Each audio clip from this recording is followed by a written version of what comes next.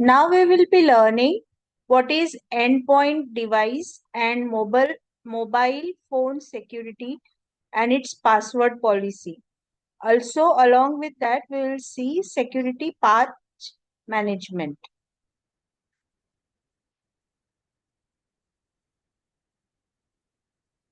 Now, what is endpoint devices and mobile phone security? Securing endpoint devices and mobile phones is crucial due to the sensitive information often they hold and their susceptibility to various threats. अभी and point devices कोई भी हो सकते हैं, phone हो सकता है, smart gadgets हो सकते हैं, मोबाइल फोन्स हो सकते हैं, सिस्टम्स हो सकती है, it can be anything. So for and point devices क्या अच्छी प्रैक्टिसेस होनी चाहिए?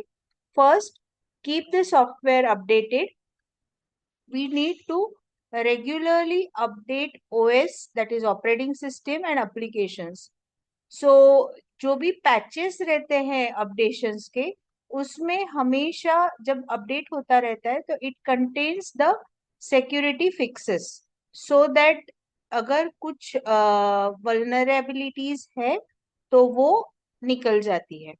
देन यूज एंटीवायरस और malware protection. So here install reputable antivirus and anti-malware software and perform regular scans, or you can say you should schedule regular scans and implement firewalls. So for security of endpoint devices and mobile phones, we should implement firewalls. And why firewalls? Because firewalls, when enabled, it prevents unauthorized access to your device. So you can restrict the intrusion of unwanted or unauthorized access.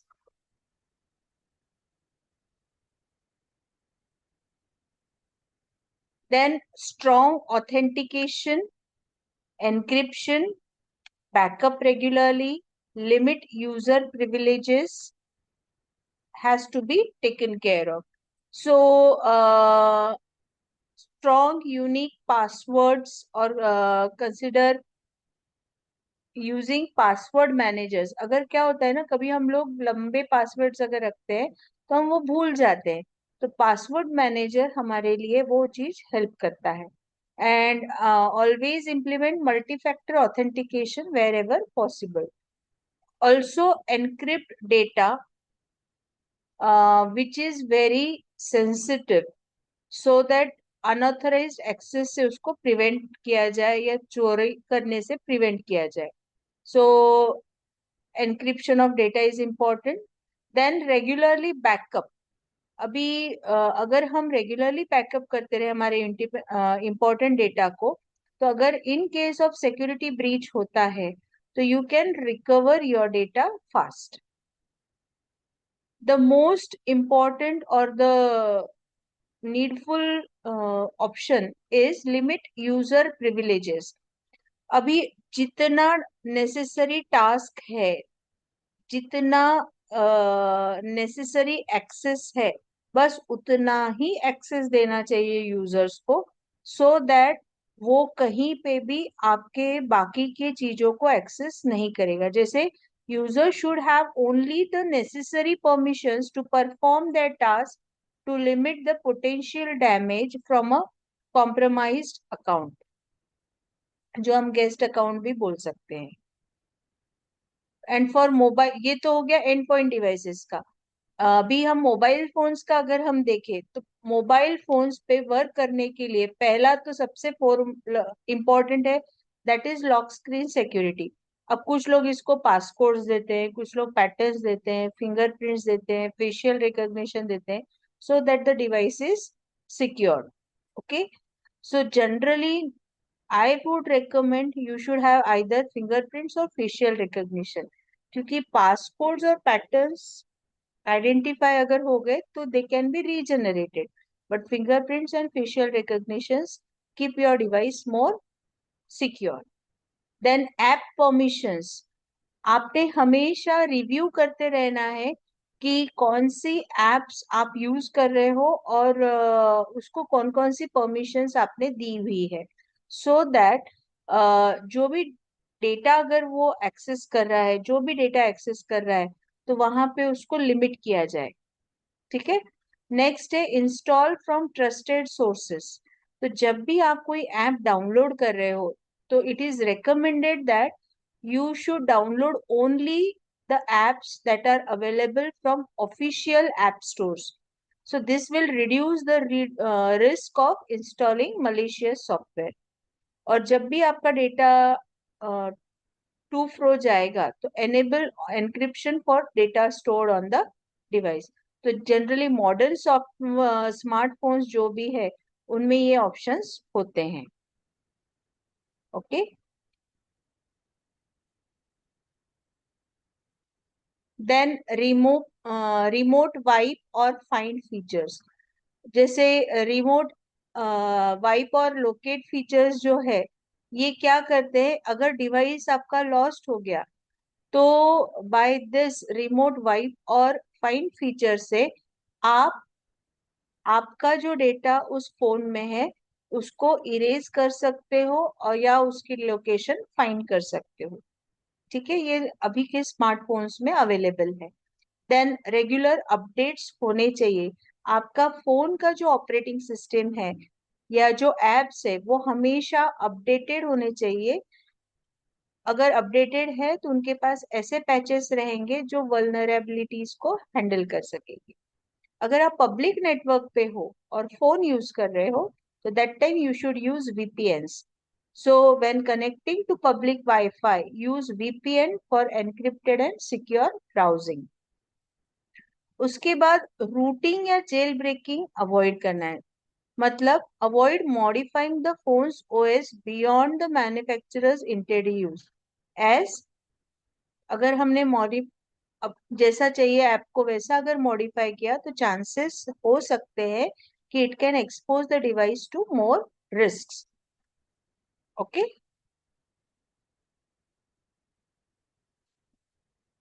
What is the password policy then? तो password policy मतलब आपका password जो data को secure कर रहा है, device को secure कर रहा है, वो कैसा होना चाहिए।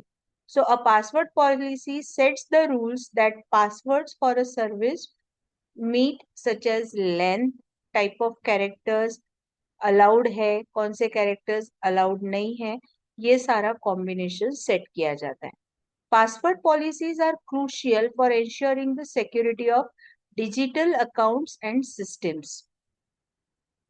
जैसे कहीं पे पिन है जो 4 डिजिट्स का ही है, अगर आप कोई पर्टिकुलर सॉफ्टवेयर एक्सेस कर रहे हो, तो दे गिव लाइक कि आपने सपोज फॉर एग्जांपल 18 डिजिट्स का पासवर्ड डालना है, 10 डिजिट्स का पासवर्ड डालना है, जिसमें एक कैपिटल चाहिए, एक स्मॉल लेटर चाहिए, सिंबल्स कुछ स्पेसिफिक चाहिए, ऐसा वो कॉम्बिनेशन क्रिएट करते हैं।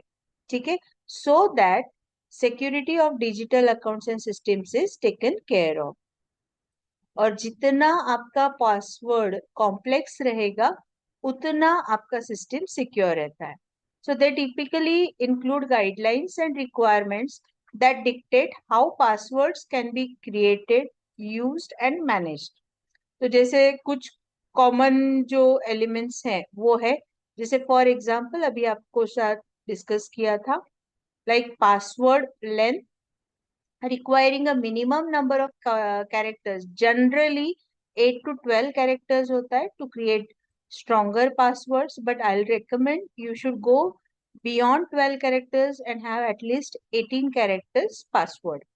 Complexity requirements जैसे it is recommended or you should have mandatory, like it should have mixed character types like एक capital, small या lower case letters, numbers, symbols, जिससे वो पासवर्ड हार्ड हो जाए क्रैक करने के लिए। देन आपका पासवर्ड जो है वो पीरियोडिकली चेंज होना चाहिए, जैसे for example every 2 or 3 months, जिससे risk of prolonged exposure to potential breaches हो सके। Then prohibiting common passwords, like कुछ कॉमन वर्ड्स है या बर्थ डेट्स, जैसे जैसे गेसेबल पासवर्ड्स कौन से हो सकते हैं, जैसे बर्थ डेट्स है, नेम्स है, स्पाउस के नाम है, बेस्ट फ्रेंड्स के नाम है, पेरेंट्स के नाम है.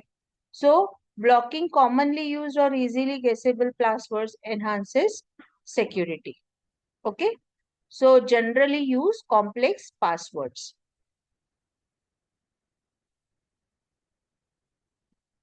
Then account lockout, implementing a mechanism that locks an account after multiple login failed, that saves brute force attacks.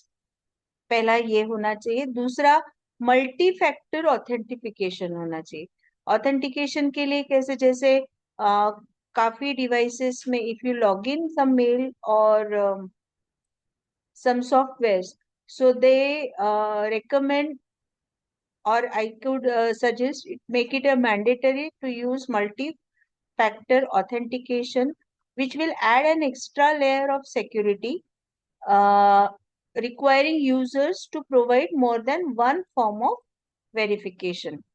So this will help your mobile phone to be more secure. Then education and training. We should provide guidance to users on creating strong passwords and the importance of safeguarding them through regular training or the resources mentioning this mechanism, ताकि लोगों को पता रहे कैसे strong passwords बनाने हैं, कैसे उसको रेगुलरली अपडेट करना है, और ये सारे चीजों के थ्रू हम अपना सिस्टम कैसे सिक्योर रख सकते हैं. Restrictions on password sharing. Discouraging or prohibiting the sharing of passwords helps maintain individual account security. आजकल हम लोग फ्रेंड्स को, नोन पर्सन्स को पासवर्ड शेयर कर देते. We never know what the implications will be when we share this password to the known people, और उस known के थ्रू knowingly unknowingly अगर किसी unknown के साथ या उस known ने कुछ alterations कर दिए, so everything will come on you. So better don't share or inhibit yourself in sharing the password with anyone except you.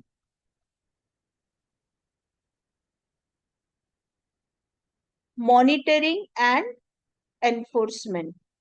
अभी रेगुलरली आपने पासवर्ड प्रैक्टिसेस को ऑडिट करते रहना है, ताकि आपने प्रॉपर जैसा चाहिए वैसा सॉफ्टवेयर पासवर्ड रखा है कि नहीं, आपका पासवर्ड जो है एज पर जैसी नीड है वैसा है कि नहीं. ठीक है. Next, encryption and storage. Safely storing the passwords with encryption and securing hashing methods mitigates the risk of exposing them in case of data breach. जब आपका पासवर्ड सेफली एनक्रिप्टेड वे में रहेगा तो लोग उसको ना पढ़ पाएंगे, ना ही समझ पाएंगे, और ना ही आगे इन केस ऑफ डेटा ब्रीच हुआ भी तो समझ नहीं पाएंगे. ठीक है. Creating a policy that balances security needs with user convenience is essential. अपनी क्या रिक्वायरमेंट है, डेटा जितना सिक्योर चाहिए उसके रिस्क पे आपने जितना स्टोर करना है या जिस तरीके का पासवर्ड अप्लाई करना है वो सारा बैलेंस अप करना है. ठीक है. बट ये सारा कैसा होना चाहिए, as per the convenience of user, क्योंकि उसको याद रखना है बार बार वो पासवर्ड. ठीक है. तो कॉम्प्लिकेटेड पासवर्ड क्रिएट करो, बट कॉम्प्लिकेटेड वो सिस्टम के लिए होना चाहिए, यूजर को वो याद रखने के लिए कॉम्प्लिकेटेड नहीं होना चाहिए. Forcing over complex passwords might lead users to write them down or reuse them across multiple accounts, which can introduce vulnerabilities. है ना, जो अभी आपसे डिस्कस किया. अगर मैंने कॉम्प्लेक्स पासवर्ड क्रिएट किया जो मुझे याद ही नहीं रखता, तो फिर मुझे उसको कहीं ना कहीं लिख के रखना पड़ेगा, या उस कॉम्प्लेक्स पासवर्ड को मैं मेरे सारे मल्टीपल अकाउंट्स में यूज करूंगी, जो कि मैं एक तरीके का इनविटेशन दे रही हूँ वल्नरेबिलिटीज के लिए. ठीक है. सो बैलेंसिंग कॉम्प्लेक्सिटी विथ यूजेबिलिटी. ये एक बहुत बड़ा चैलेंज है, but while designing the software strong password, it is a very critical aspect. So always create a complex but usable password. Okay.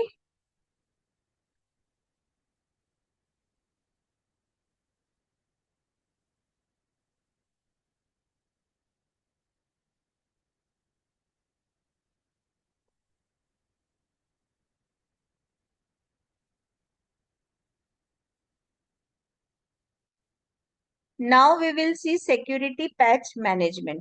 What is security patch? तो security patch जो भी आपके system network उसके साथ जो हम लोग वर्क करते हैं उसके लिए लगने वाला सॉफ्टवेयर कोड हो सकता है. So it involves identifying, acquiring, testing and applying patches or updates to software and applications or either devices so that जितने भी vulnerabilities अभी है या जो भी सिक्योरिटी वीकनेसेस है उनको हैंडल किया जा सके. तो अभी ये जो सिक्योरिटी पैच मैनेजमेंट है ये प्रोसेस में क्या क्या इन्वॉल्व है? सो फर्स्ट इन्वॉल्व है आइडेंटिफिकेशन, असेसमेंट, एक्विजिशन. आइडेंटिफिकेशन में क्या है? It stays informed about security vulnerabilities. This involves like monitoring कौन है, कहाँ से कौन सी वेबसाइट्स है, सिक्योरिटी एडवाइजरीज कौन है, क्या है, मेलिंग लिस्ट कौन सी है, other sources to identify patches relevant to your systems. So security patch management में ये सारी चीजें क्रिएट होगी. Then assessment, evaluate the severity and impact of the vulnerability on your systems. हमारी सिस्टम जिस पे ये हम सिक्योरिटी पैच मैनेजमेंट कर रहे हैं या सिक्योरिटी पैच अप्लाई करेंगे तो उसका क्या इम्पैक्ट रहेगा सिस्टम के ऊपर. Determine if the patch is applicable and necessary for your environment, ये हमको एनालाइज करना रहेगा. देन एक्विजिशन, आपको ये जो पैच है सिक्योरिटी पैच है उसको डाउनलोड या ऑब्टेन द नेसेसरी पैचेस और updates from the official sources only. ensure that you are getting patches from trusted and verified sources so that हम चाह रहे हैं कि सिक्योरिटी पैच अपडेट हो और उसके साथ ऐसा ना हो कि हम कोई मलिशियस सॉफ्टवेयर इंस्टॉल कर लें तो सिक्योरिटी के बजाय हमारी डेटा सिक्योरिटी ब्रीच हो जाएगी. ठीक है. So identification, assessment and acquisition. Then next is testing. Before deploying patches to your production environment, test them in a controlled environment. जैसे एक टेस्ट नेटवर्क बना लिया या एक सिस्टम पे उसको टेस्ट किया to ensure that they work as intended and don't create conflicts with the existing software. ताकि जो हम सिक्योरिटी पैच अप्लाई कर रहे हैं उससे हमको इतना अश्योरेंस आ जाए कि it will not hamper our system. Then deployment. Once the patches are tested and validated, we should deploy them to the production environment. और जहां पे भी डिप्लॉयमेंट का प्रोसेस होना है सो टेक केयर करो कि you should use automation tools so that जितना ह्यूमन इंटरवेंशन कम होगा उतना सिक्योरिटी ज्यादा रहेगा. देन वेरिफिकेशन, जब आप एक बार कंफर्म हो जाते हो टेस्टिंग और डिप्लॉयमेंट और प्रीवियस 3 प्रोसेसेस से तो अब आपको वेरीफाई करना है कि आपने जो पैच अप्लाई किया है whether it is functioning properly और अपडेट होने के बाद जैसा उसने परफॉर्म करना चाहिए था वैसा ही वो परफॉर्म कर रहा है. So confirm that the patches have been successfully applied and the systems are functioning properly after the update. Monitoring and maintenance. So in monitoring and maintenance, regularly we should monitor for new vulnerabilities and keep track of installed patches. ताकि कोई भी new vulnerability छूटे नहीं। Periodic checks होना चाहिए systems के, so that हम ensure हो जाए कि अप टू डेट है हमारा system with the latest security patches. Then जैसे जैसे हम सॉफ्टवेयर इंस्टॉल करते हैं, उसके सिक्योरिटी पैचेस इंस्टॉल करते हैं, सिस्टम्स को अपडेट करते हैं, तो we should maintain the records कि हमने कौन सा पैच अप्लाई किया, कौन से तारीख को अप्लाई किया। अगर वो पैचिंग प्रोसेस में कुछ इशू, कुछ लॉग, कुछ एरर क्रिएट हुआ, तो उसका भी डॉक्यूमेंटेशन होना चाहिए। अब ये क्यों रहता है? ताकि इन फ्यूचर अगर कोई पैच में सेम इशू आता है तो वो आइडेंटिफाई हो, या बैकअप टीम को पता रहेगा for audits and future reference. So in effective patch management, it helps mitigate the risk associated with security vulnerabilities and reduces the chances of security breaches or attacks exploiting the system weaknesses in software or the systems. So you can see security patch management बहुत ज़्यादा important होता है।